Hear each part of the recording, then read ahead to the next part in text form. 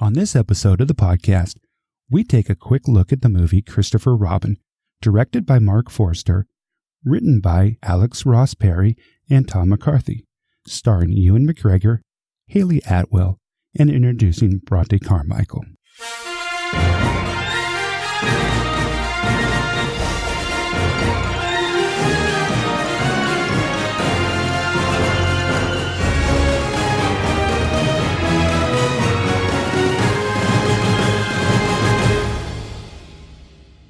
Welcome to He Said, She Said Movie Reviews.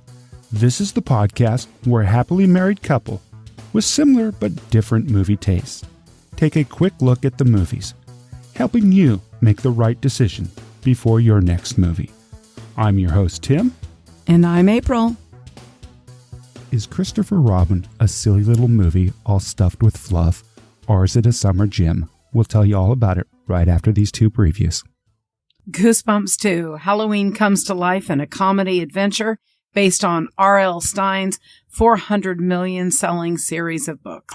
The second trailer we saw was for the Lego Movie 2, the second part. It's been 5 years since everything was awesome, and the citizens are facing a huge new threat. Lego Duplo invaders from the outer space, wrecking everything faster than they can rebuild.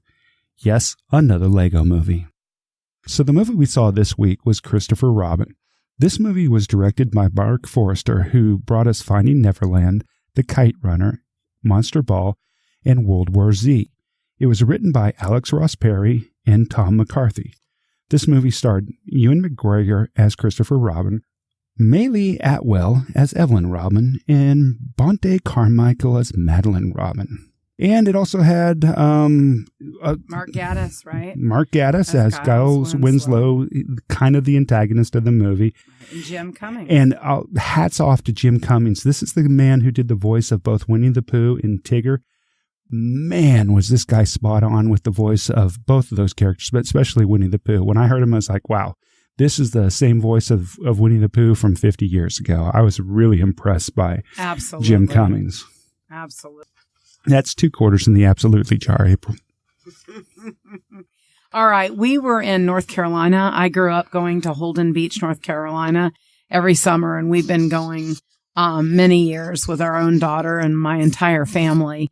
So we go to a little theater not far from Holden Beach called Frank's Coastal Theater in Charlotte. We got to take 4 incredible ladies.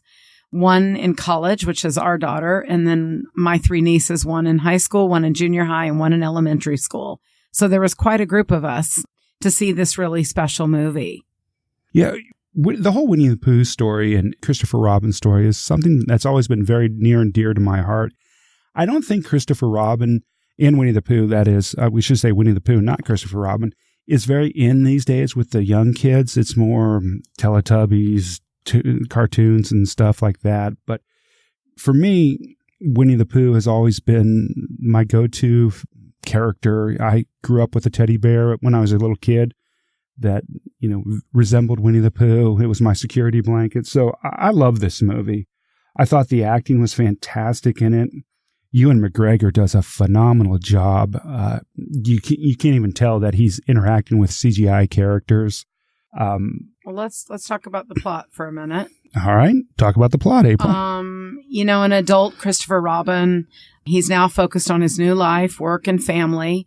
He suddenly meets up with his old friend Winnie the Pooh, basically, who returns to his unforgotten childhood past to help him return to the 100-acre wood and help him find Pooh's lost friends. That's basically the plot.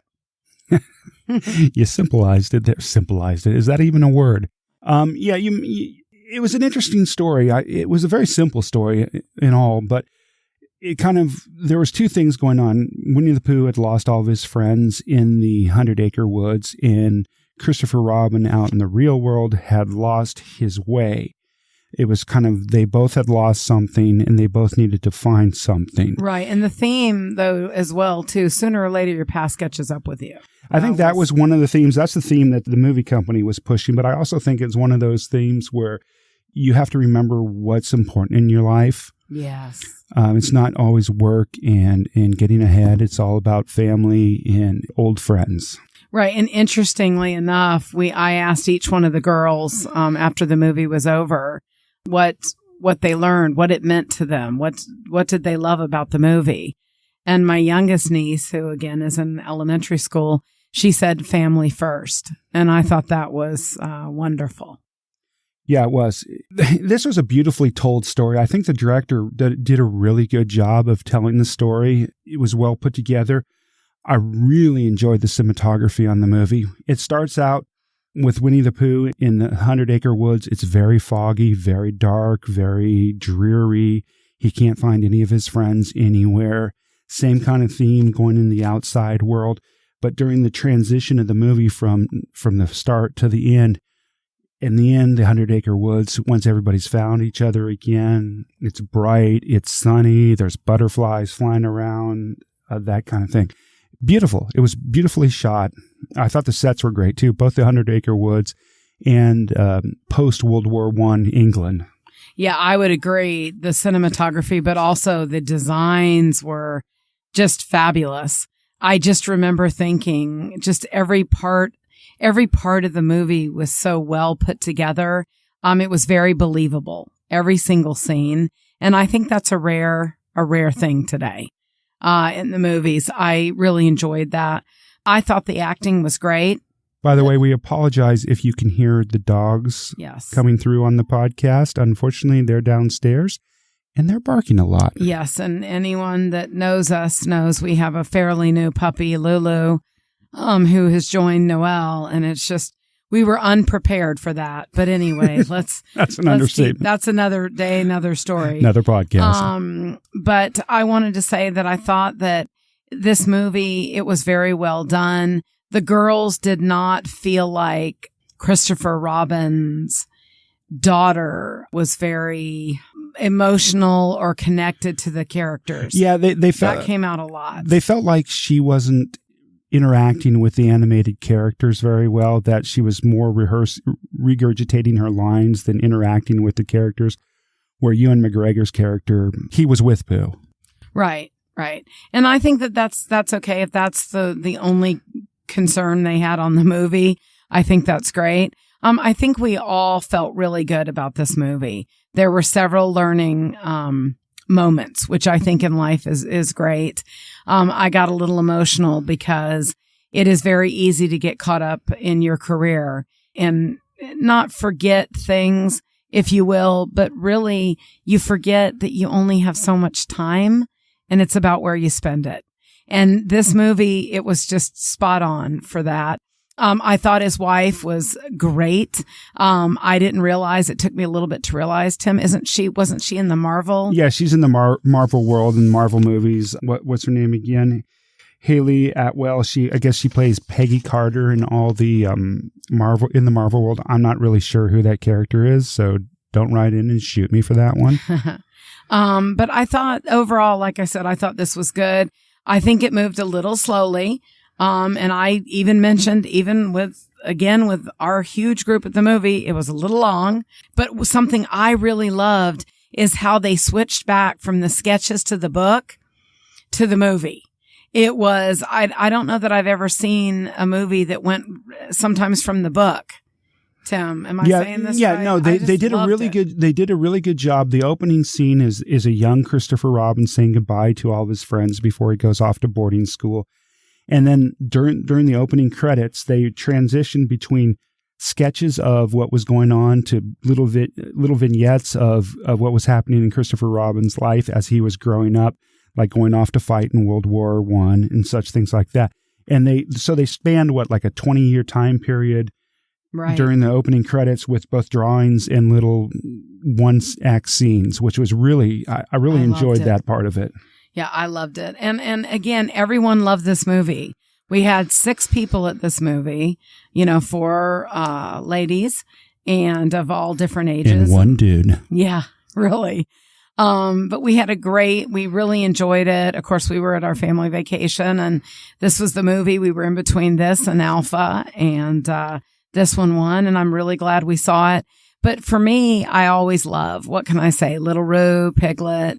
I mean, the whole Tigger, the whole family, if you will, from Winnie the Pooh. It was just good to see them all again and to go down memory lane, if you will.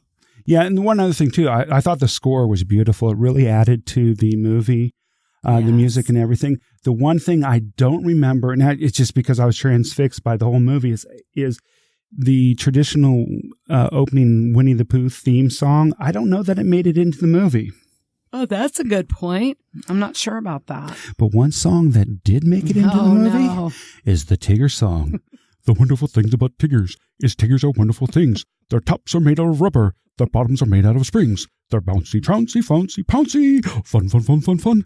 But the most wonderful thing about Tiggers is I'm the only one. Sorry, folks. I had to do it. Yeah, he's been singing that ever since then. But I'm going to go ahead and rate this movie as I'm going to give it a 3. I think it was a solid movie. 3? Mm-hmm. Boo. I thought it was good. Everyone seemed to enjoy it, and that's where I'm going to leave it. It was heartwarming, I will tell you that. That's your story and you're sticking to it? That's it. For me, I'm going to go up and give it a 4. I tend to be, I guess, a little bit more generous than April. As I said in the beginning of this podcast, Winnie the Pooh has a special warm place in my heart. This movie, it moved me. I might have been a little misty at the end in the eyes. You were. There was a little. I think some water got in my eyes from something, or salt water from the beach, but I was a little misty. The one thing I felt like this movie did for me at the very end, and I'm not going to spoil this for anybody, but for me, it closed out the Winnie the Pooh story for me. It just seemed like an ending to. See, I'm getting misty again. No, it did. It seemed like the end of the Winnie the Pooh story for me. Oh, Tim, that is, I think that's why I got a little misty-eyed there. There you go. So it's a solid 4 for me, a 3 from April. All right, and if you're ever in Holden or Myrtle Beach, take a look at Charlotte, North Carolina, at Frank's Coastal Theater. We loved it. It's a little old-fashioned, and we really enjoyed it. Yeah, and if you have a chance, if you haven't already done so, please go on out to hesaidshesaiedmovies.com/subscribe and subscribe to the podcast. It's totally free. Thank y'all for your support. We appreciate it so much. Thank you, and we'll see you at the movies.